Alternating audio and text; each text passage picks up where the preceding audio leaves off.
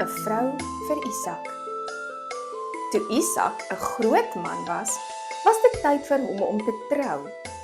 Abraham sê toe vir sy werker: "Gaan na my land waar ek gebore is en gaan haal 'n vrou vir my seun Isak." Die werker is toe daar weg met 10 kamele en ook allerlei mooi geskenke. Dit was geskenke vir Isak se bruid. Toe die werker by die land aankom, het hy by 'n fontein net buite die stad gaan sit en rus. Dit was laatmiddag en by hierdie tyd het die vroue uitgekom om te kom water skep.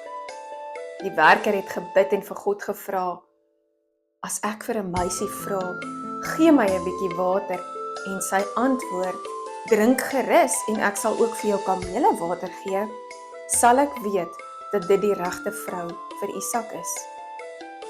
Die werker was nog so besig om te bid, toe Rebekka daar aankom met 'n kruik op haar skouer. Sy was baie mooi. Die werker vra haar toe: "Laat my tog asseblief 'n bietjie water uit jou kruik drink." "Drink gerus, meneer," het sy geantwoord. Sy laat toe gou haar kruik rus op haar hand en laat hom water drink. Toe hy klaar gedrink het, sê sy: "Ek sal ook vir die kamele water skep, sodat hulle ook kan drink." Sy het vir die kamele water in 'n krib gegooi en hulle het gedrink. Die werker het geweet dat hierdie meisie die regte vrou vir Isak is. En toe die kamele klaar gedrink het, sit hy 'n goue ring aan haar neus en 2 goue armbande aan haar arms. "Wie is jou pa? En sal daar dalk vanaand vir ons plek wees om te kan oornag?" het die werker vir Rebekka gevra. Rebekka het vriendelik geantwoord: "My pa is Betuel. En ja, ons het ook baie strooi en kameelvoer en daar is plek om te oornag."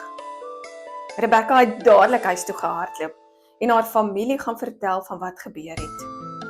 Haar broer Laban het die werker en sy kamele by die fontein gaan haal en na hulle huis toe gebring. Rebekka se familie het haar toe gevra: "Wil jy saam met hierdie man gaan om met Isak te trou?" En sy het geantwoord: "Ja."